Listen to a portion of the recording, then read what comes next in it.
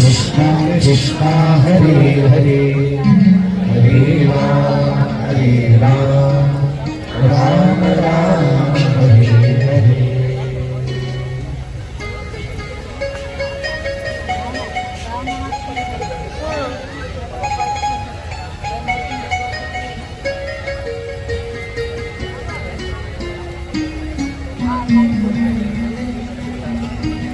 सुखदेव की वर्णन कर रहे हैं।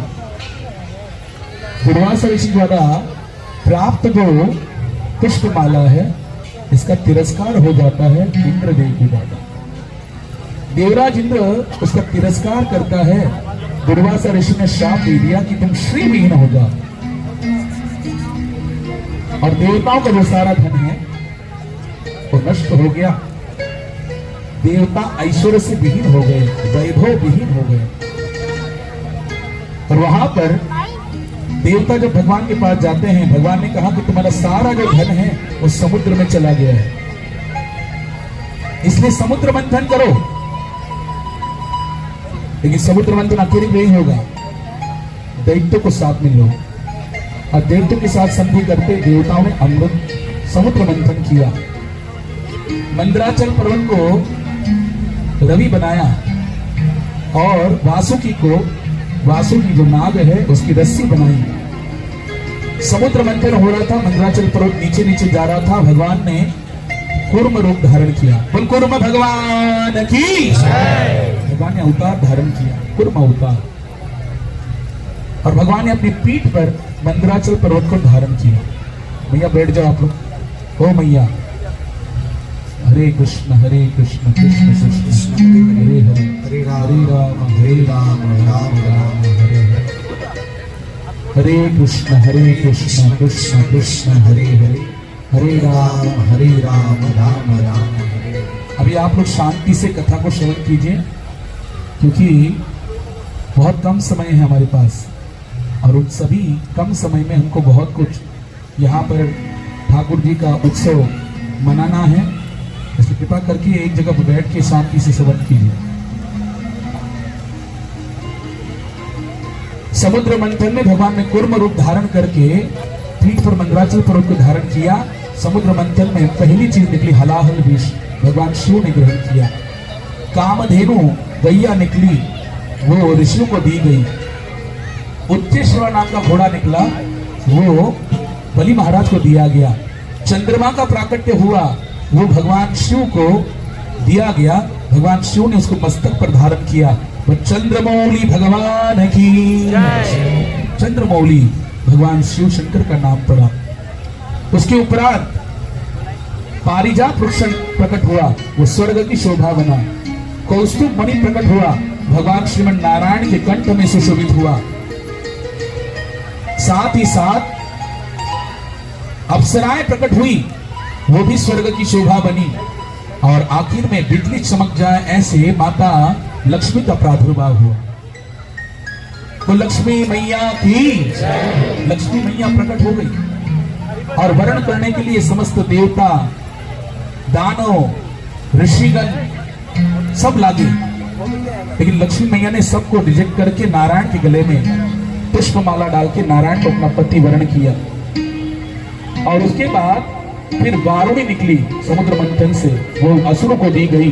और आखिर में धन्वंतरी भगवान अमृत कलश लेकर आए। अमृत कलश धन्वंतरी भगवान के हाथों से देवताओं ने छीन लिया। देवता भगवान को पुकारते हैं, भगवान ने कहा चिंता मत करो। और भगवान ने एक सुंदर स्त्री का रूप लिया जिसका नाम है मोहिनी अवतार। बोल मोहिनी भगवान की मोहिनी अवतार ग्रहण किया और दैत्यों से वो अमृत कलश प्राप्त किया।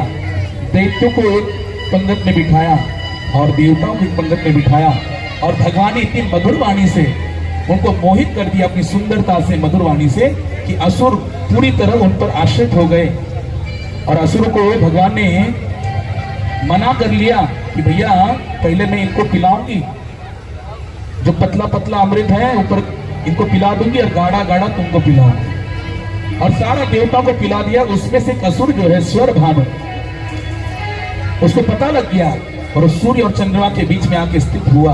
भगवान ने उसके हाथ में भी अमृत दिया, उसने ग्रहण किया। सूर्य चंद्रमा ने संकेत किया, वहीं पर भगवान ने सुदर्शन चक्र धारण करके उस असुर का मस्तक धड़ से अलग कर दिया। वही जो सर का इलाका है ना, जो परिभाग है वो बराहु और धड़ का जो क्षेत्र है वो केतु है। और यहां पर मोहिनी अवतार धारण करके जब असुरों को लगा कि हमको छला गया है देवताओं के द्वारा, भगवान विष्णु के द्वारा, वहां देवताओं के साथ युद्ध हुआ, लेकिन देवताओं ने अमृत पान किया था, अमरत्व प्राप्त किया था, इसलिए सारे देवताओं का वध किया। बलि महाराज का भी वध हो गया। लेकिन संजीवन, ऐसी मृत संजीवनी विद्या किसको प्राप्त थी? दैत्यों के गुरुदेव शुक्राचार्य। मृत व्यक्ति को जीवित करने की विद्या प्राप्त थी, सभी असुरों को पुनः जगत जीवित कर दी। अब बलि महाराज को कहने लगे, बलि तुम अगर देवताओं पर राज्य करना चाहते हो, स्वर्ग पर अधिपत्य स्थापित करना चाहते हो, तो तुम क्या करो? ब्राह्मणों की सेवा करो।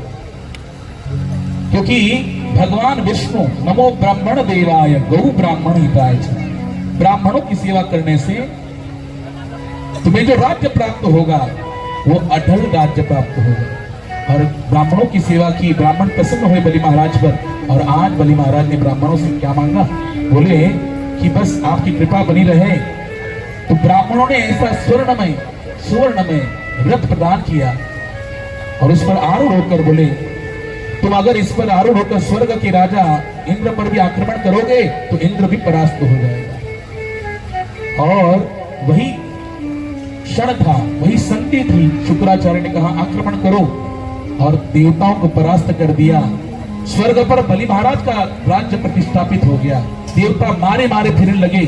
तब कश्यप ऋषि की संतानें हैं, दैत्य और देवता दोनों भी। कश्यप ऋषि की 13 कन्याएं हैं। ये दक्ष प्रजापति की कन्याओं में से 13 कन्या कश्यप ऋषि को ब्याई गई। उसमें से दिति, अदिति, दिति के द्वारा सारे दानव प्रकट हुए, अदिति के द्वारा सारे देवता प्रकट हुए। और देवता पुत्र है अदिति के। अदिति कश्यप ऋषि की पत्नी है, वो बड़ी शोक करने लगी। और वहीं पर अदिति माता को फाल्गुन मास के शुक्ल पक्ष में आने वाला पयोव्रत की विधि बताई। 12 दिन दूध पीकर रहना है, भगवान नारायण की उपासना करना है। नारायण प्रसन्न हुए माता अदिति के व्रत से, पयोव्रत से, और बोले वरदान मांगो। बोले आपके समान पुत्र मुझे चाहिए जो मेरे देवताओं का कष्ट भंजन करे। और वहां पर भगवान भाद्रपद मास की शुक्ल पक्ष के द्वितीया तिथि को, द्वादशी तिथि को, वहां पर भगवान दोपहर के 12 बजे अवतरित हुए। बोल वामन भगवान की, भगवान वामन अवतरित हुए। और भगवान वामन जैसे अवतरित हुए, समस्त देवताओं के दर्शन के लिए आए। और गुरुदेव है बृहस्पति, उनको जब प्राप्त भिक्षा थी, जब गुरुदेव को प्रदान करने गए तो गुरुदेव बोले ये भिक्षा नहीं चाहिए, मुझे त्रिभुवन का राज्य जो है, हाँ, वो मुझे दान के रूप में चाहिए। बोल वामन भगवान की। हाँ, भगवान वामन जी पधार रहे हैं, थोड़ा रास्ता दीजिए ठाकुर जी को। हरे कृष्ण कृष्ण कृष्ण हरे हरे, हरे राम राम राम। बोल वामन भगवान की, वामन भगवान की, श्री वामन भगवान की। भगवान श्री वामन इसी प्रकार का रूप धारण कर जहां बलि महाराज को शुक्राचार्य जी नर्मदा नदी के तट पर 100 यज्ञ करने का संकल्प लेकर यज्ञ पर यज्ञ करते जा रहे थे। उस यज्ञ मंडप में क्यों कर रहे थे? क्योंकि शुक्राचार्य ने कहा कि तुम इंद्रपद पर आसनस्थ हो गए हो, अभी तुम्हें परमानेंट अगर इंद्रपद चाहिए, परमानेंट तुम्हें इंद्रपद अगर टिका के रखना है तो तुम्हें 100 यज्ञ करने पड़ेंगे। 100 यज्ञ अगर तुम पूर्ण कर लोगे तो तुम्हें इंद्र के आसन से कोई भी निकाल नहीं सकता। और नर्मदा की नदी के तट पर शुक्राचार्य जी बलि महाराज के द्वारा 100 यज्ञ की पूर्णाहुति करने का प्रारंभ हो गया। वामन भगवान इसी रूप में आए, छत्र धारण किए, हाथ में कमंडलू, माला, चरण पादुका और बटुक ब्राह्मण का 52 अंगुल का भगवान का स्वरूप है। बटुक ब्राह्मण का रूप लेके आए। जैसे आए बलि महाराज ने दूर से देखा, इतना दिव्य तेज, जैसे साक्षात सूर्य ही उनके यज्ञ मंडप में पधारे हो। स्वागत किया बलि महाराज ने, और बलि महाराज स्वयं उनकी सेवा में प्रयुक्त हो गए। बोले आपको मैं क्या दूं?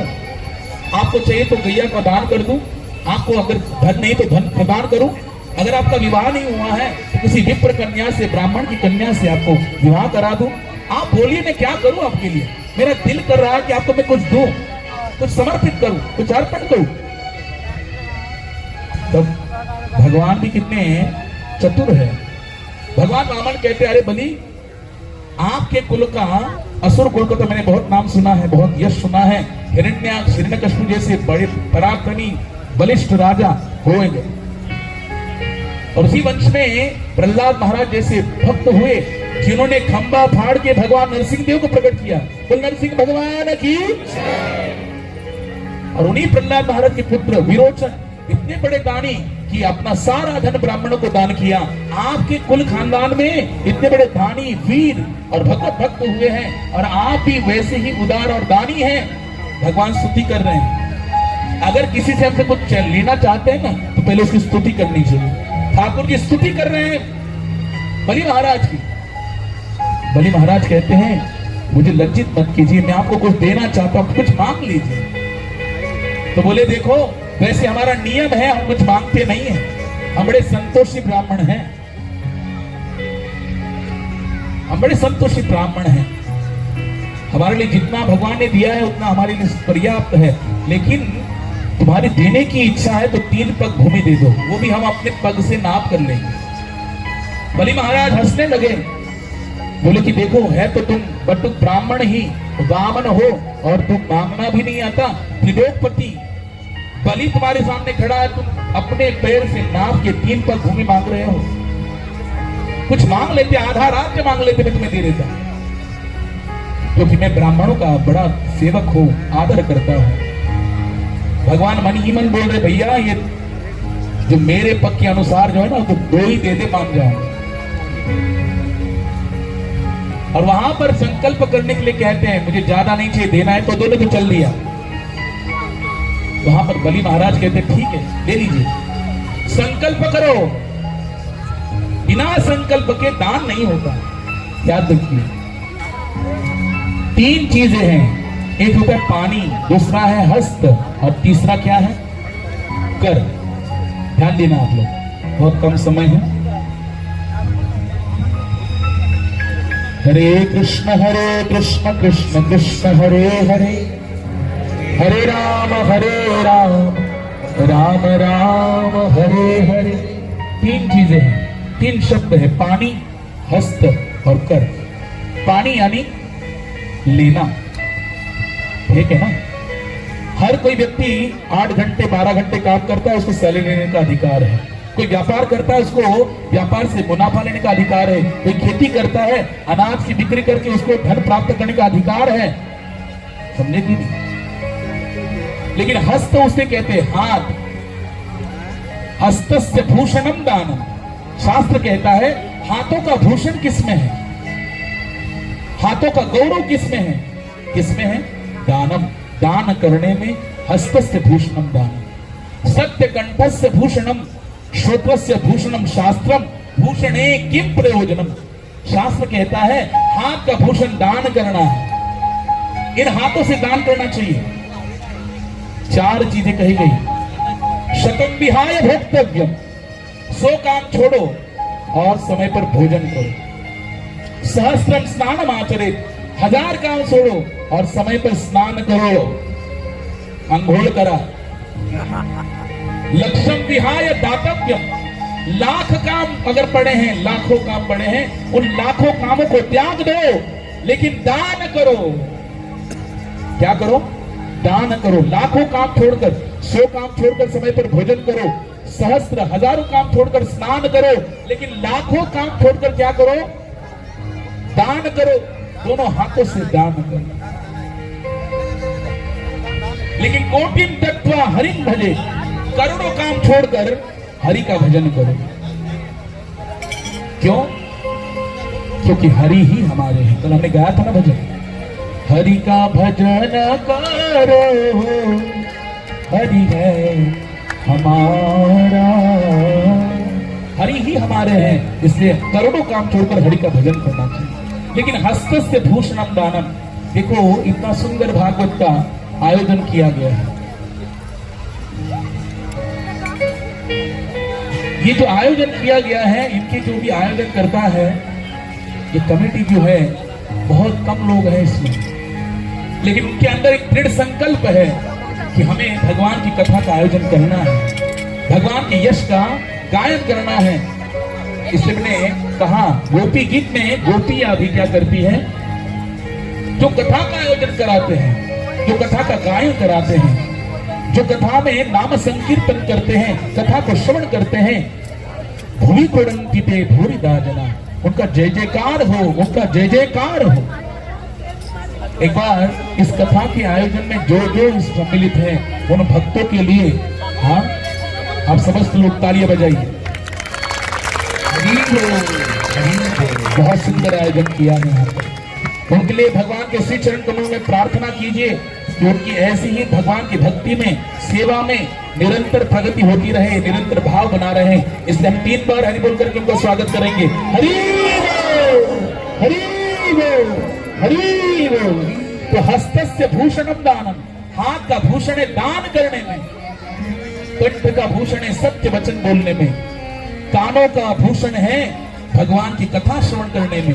भूषणे किम प्रयोजनम, हस्तम पवित्रम यदि दान पुण्यम, शास्त्र कह रहा है हाथ पवित्र होते हैं अगर हम इन हाथों से दान पुण्य करते हैं। बताओ हम भगवान को क्या दे सकते हैं?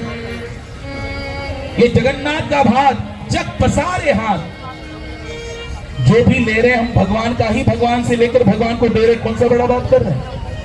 जब हम हरिद्वार में जाते हैं, गंगा में स्नान करने जाते हैं, तो क्या हम घर से पानी लेके जाते हैं गंगा जी को अर्पण करने के? गंगा का ही जल उठाते हैं और गंगा को ही अर्पण कर देते हैं। गंगा का ही जल उठाया और गंगा अर्पण मस्तु। गंगा को अर्पण करने से मां गंगा प्रसन्न हो जाती है। वैसे अनंत ब्रह्मांडों के नायक है जगन्नाथ, जगत के नाथ है जगन्नाथ कृष्ण। इस सृष्टि की हर चीज उनकी है, वो उसके अधिकारी है, स्वामी है। अहम सर्वस्य प्रभवो मत्तः सर्वं प्रवर्तते इति मत्वा भजन्ते मां बुधा भाव समन्विता मत्तः परतरं नान्यत् किंचिदस्ति धनंजय। मेरे अलावा इस जगत में और कुछ भी नहीं है, सब मेरा है। उसके अधिकारी स्वामी भगवान जगन्नाथ है। तो हम क्या दे सकते हैं जगन्नाथ जी को? अरे हम देते हैं ना, तो ये हमारे जगन्नाथ जी की कृपा है। उनकी कृपा से भगवान ने हमको जो दिया है, अगर देने की भावना प्रकट हो रही है तो उसमें भी हमारा कल्याण है। भगवान का कोई उद्धार नहीं होने वाला, भगवान का कल्याण नहीं है। भगवान प्रसन्न हो जाते हैं। जैसे माँ गंगा का जल उठाकर माँ गंगा को अर्पण करता है तो गंगा मैया प्रसन्न होती है। वैसे सृष्टि की कोई भी वस्तु हम भगवान को समर्पित करते हैं, उनकी सेवा के लिए हमारे पास जो धन है वो अगर अर्पण करते हैं तो हमारा हाथ पवित्र हो जाता है। हस्त पवित्र करदान पुण्यम, यह हाथ पवित्र हो जाता है। पादम पवित्रम, यदि तीर्थ यात्रा, तीर्थों की यात्रा करोगे तो ये पैर पवित्र हो जाएंगे। मुखम पवित्रम, यदि नाम घोषम हरे कृष्ण कृष्ण कृष्ण हरे हरे, हरे राम राम राम हरे हरे। इस मुख से भगवान का नाम लोगे तो ये मुख पवित्र होगा, वाणी पवित्र हो जाएगी। और हृदयम पवित्रम यदि ब्रह्मनिष्ठा, ये हृदय पवित्र हो जाएगा अगर भगवान की भक्ति के प्रति, भगवान के नाम के प्रति, सेवा के प्रति निष्ठा जगेगी। यदि ब्रह्मनिष्ठा हृदय पवित्र, इसलिए दान करना चाहिए। हस्त का अर्थ होता है देना। और याद रखो, इस संसार में जो देता है ना, जो देता रहता है ना, उसके साथ उसके पास ठाकुर जी देते ही रहते हैं। ये यथामा प्रपद्यन्ते ताम ततैव भजाम्यहम्, कृष्ण का वचन है गीता में। जो मुझे जितनी उदारता से देगा, मेरी सेवा में अर्पण करेगा, मैं उतनी ही उदारता से उसको दूंगा। हमारे अंदर कितनी उदारता, हम सीमित है। अंश है भगवान के, वो अंश ही हमारा विभु है, हम अनु है। हमारी क्या दान्यता है, हम क्या दे सकते ठाकुर को, उसी का लेकर उसको अर्पण कर रहे हैं। तेरा तुझको अर्पण प्रभु क्या लाग है मेरा, हमारा स्वयं का कुछ भी नहीं है, लेकिन उतने से भी प्रसन्न होता है। हम अपनी बुद्धि से, अपनी उदारता से, अपने कैपेसिटी के अनुसार देते हैं हरि को, लेकिन देने वाला जब भी देता देता छप्पर, हाँ वो फाड़ के देता है। यहां देखो ठाकुर जी विद्यमान है, ये जगत के नाथ हैं, उनकी हर चीज विशाल है, उनकी आंखें विशाल है, उनका हृदय विशाल है, उनका पुरी में जो मंदिर है वो भी विशाल है, उनका शंख क्षेत्र भी विशाल है, उनकी रथ यात्रा भी विशाल है, रथ यात्रा के रथ भी बहुत विशाल है, उनके भक्त भी बहुत विशाल है। और जहां भगवान का भोग लगता है वो अन्न प्रसाद भी क्या है, विशाल मात्रा में विशाल है। इसलिए देने वाला जब भी देता देता छप्पर फाड़ के देगा, लेकिन कब देगा, जब हम उसको देंगे। ऐसा नहीं हो,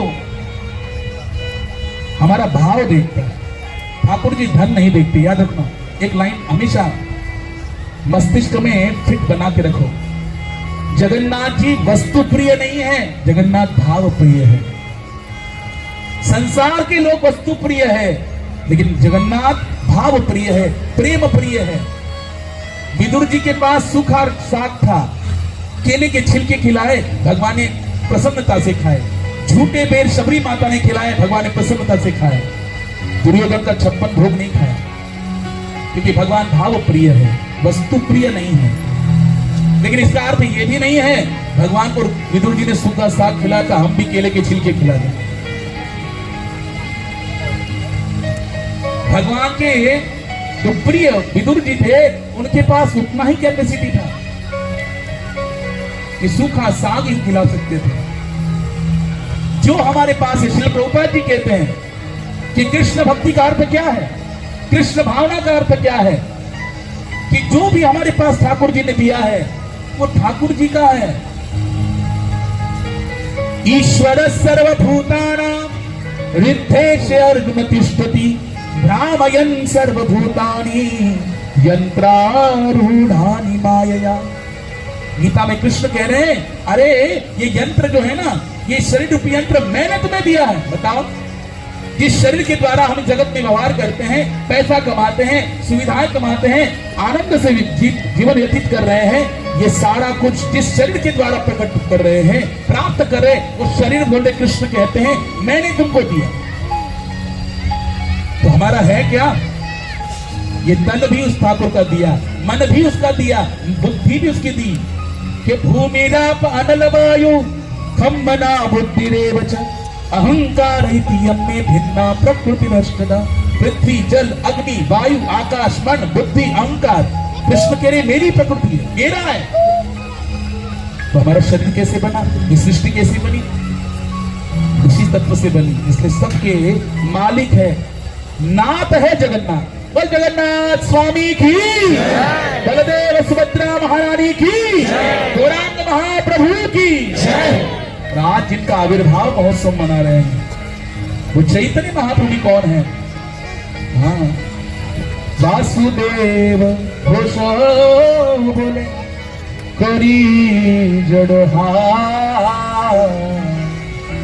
जी गौर से कृष्ण से जगन्नाथ। वासुदेव घोष बोले कोरी जड़हा जी गौर से कृष्ण से जगन्नाथ। जय जय जगन्नाथ सचिदानंद त्रिभुवन करे जा शरण वंदना। ये जगन्नाथ विश्व सची माता कौन है, जो द्वापर में नंद और यशोदा है ना, वही कलयुग में सची माता और जगन्नाथ कृष्ण के रूप में मायापुर धाम में प्रकट हुए। और नंद यशोदा नंदन ब्रजेंद्र नंदन ही क्या बने, सचिनंदन बने। वही कृष्ण कलयुग में कौन सा रूप धारण किए, बोल गौरांग महाप्रभु की। हाँ, इसकी घोषणा दशम स्कंद में कल की कथा में सुनेंगे आप। जब गर्गाचार्य आते हैं नंद महाराज के पास तो कहते हैं तुम्हारा लाला है ना, चारों युगों में अवतार लेता है, संभवामि युगे युगे, हर युग में अवतार लेता है। सतयुग में आता है तो उसका स्वरूप कैसा होता है, अंग कांति श्वेत सफेद, सफेद रंग का श्वेत रंग धारण करके आता है।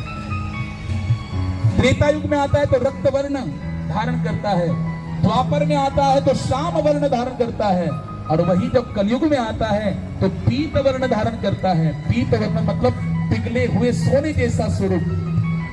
राधा रानी की अंग कांति, राधा रानी का आंतरिक भाव धारण करके भगवान कृष्ण ने सोचा, अरे 100 साल में गोपियों से राधा रानी से विरह प्राप्त किया था, इस विरह में भी राधा रानी को मेरे लिए क्रंदन करते हुए मुझे पुकारते हुए क्या आनंद आता है, इसका मुझे अनुभव करना है। इसलिए राधा रानी की अंग कांति, राधा रानी का भाव धारण करके कृष्ण गौरांग महाप्रभु के रूप में कलयुग में अवतरित हुए। मेरे भक्त मेरे नाम का संकीर्तन करते, हरे कृष्ण कृष्ण कृष्ण हरे हरे, हरे राम राम राम हरे हरे। नाम संकीर्तन में उदंड नृत्य करते, गायन करते, बेहोश हो जाते हैं, बेधुंध हो जाते हैं। क्या है मेरे नाम संकीर्तन में, क्या है सब पावर है, क्या आनंद है, मैं अनुभव करना चाहता हूं। इसलिए कलयुग में भगवान के रूप में नहीं आए, भक्त रूप धारण करके आए, भक्त बनकर आए ये अनुभव करने के लिए कि मेरे नाम में क्या शक्ति है। उस नाम का ही प्रचार किया। गोलोकेर वैभविल्ला प्रकाश करीला, गोलोक की वैभव लग प्रकाश किया गौरांग महाप्रभु के रूप में। इसलिए सुनिए, भगवान इतने दयालु है। हरे कृष्ण, ये बालक को पकड़िए। महाप्रभु चैतन्य के घर पे एक ब्राह्मण आए थे और उनको सीधा देकर जगन्नाथ कृष्ण ने कहा आप बना लीजिए। उन्होंने बनाया, भगवान को समर्पित किया। नमो ब्राह्मण देवाय गौ ब्राह्मण हिताय च जगत हिताय कृष्णाय गोविंदाय नमः। जैसे समर्पित किया, वहां पर चैतन्य महाप्रभु आए और खाने लग गए। गौरांग महाप्रभु खाने लग गए। अरे सब निकाल दिया, सबको इकट्ठा किया। जगन्नाथ मिश्र आए, विश्वरूप जी आए, सची माता आई। अरे तुम्हारे बालक ने भगवान का भोग भूखा कर दिया। बोले पुनः बनाइए, फिर से बनाया, फिर समर्पित किया। हाँ, नमो ब्राह्मण देवाय गौ ब्राह्मण हिताय जगत हिताय कृष्णाय गोविंदाय नमो नमः। फिर आ गए कहीं से, फिर खाने लग गए। पुनः तीसरी बार बनाया, मध्य रात्रि का समय हो गया था, सब सो गए थे। और फिर जब भोग लगाया, फिर आए। अब फिर जैसे देखा, अरे तो आज मुझे उपवास ही कराएगा। तो भगवान कहने लगे, अरे तुम मुझे बार बार बुलाते हो, मेरी आराध्य आह्वान करते हो, मैं जब आता हूं तो चिल्लाते हो। तो भगवान ने स्वरूप दिखाया, तो वो ब्राह्मण जो है वो निहाल हो गया। और याद रखना, भगवान की कथा जहां पर होती है ना, भगवान का नाम संकीर्तन जहां पे होता है, मद भक्ता यत्र गायन्ति तत्र तिष्ठामि नारद, भगवान ही वहां पर उपस्थित होते हैं। कली काले नाम रूपे कृष्ण होता है। कलयुग में नाम की महिमा इतनी अगाध है, भगवान उसी रूप में अवतरित हो जाते हैं और भगवान हर एक को प्रेरणा देते हैं, ज्ञान देते हैं। ये जो बालक आया, ये भगवान की प्रेरणा से आया। भगवान किस स्वरूप में आ जाए और हमारी सेवा को स्वीकार करे, हम कोई नहीं कह सकते। इसलिए भाव चाहिए, प्रेम चाहिए। इसलिए हस्तस्य भूषणम दानम, दान कीजिए, हाथ का भूषण है। और कर, तीसरा शब्द कर, दोनों हाथ जोड़िए, विनम्रता से सबसे व्यवहार कीजिए, सबको प्रणाम कीजिए, सबको आदर प्रदान कीजिए। ये तीन चीज अगर करेंगे ना तो जीवन निहाल हो जाएगा। इसलिए कहते हैं, तन पवित्र सेवा किए, धन पवित्र करदान। तीन चीजें, तन मन धन भगवान ने दिया। तन कैसे पवित्र होगा? सेवा करने से। मन धन कैसे पवित्र होगा? दान करने से। और मन पवित्र हरि भजन से हो तो त्रिविध कल्याण। मन हरि भजन से पवित्र होगा। आज रावण भगवान ने जैसे संकल्प करके ले लिया, बलि महाराज के यहाँ पर हो गया बाबा, हो बलि महाराज के सामने विराट रूप धारण किया, 2 पग में ही पूरा ब्रह्मांड का लोक का राज्य ले लिया। तीसरा पग बलि महाराज से पूछा कहाँ रखो, तो बलि महाराज ने कहा कि मेरे मस्तक पर रखिए। और बलि महाराज के मस्तक पर रखा और अपना सर्वस्व बलि महाराज ने अर्पण किया। इसलिए आत्मनिवेदन भक्ति जो बहुला भक्ति में आखिरी भक्ति है, सब कुछ समर्पित करने की भावना, उसके जो प्रधान आचार्य है बलि महाराज, अपने आप को भी भगवान को दे दिया। भगवान इतने प्रसन्न हुए कि बलि महाराज के द्वारपाल बने। ये यथामाम प्रपद्यंत। ऐसा मत समझना हम कृष्ण की सेवा करते हैं, कृष्ण हमारी सेवा के लिए लालयित है। जो भगवान की सेवा के लिए लालयित रहता है ना, ठाकुर जी भी उसकी सेवा करने के लिए प्रतिफल लालयित रहते हैं। इसलिए बलि महाराज के द्वारपाल बने ठाकुर जी, सूत्र लोग। बोल वामन भगवान की, बलि महाराज की। तो बलि महाराज के इस चरित्र से हमको ये शिक्षा प्राप्त होती कि हमको भगवान की सेवा में अपना सर्वस्व अर्पण करने की तैयारी रखनी चाहिए। नवम स्कंद का विषय क्या है?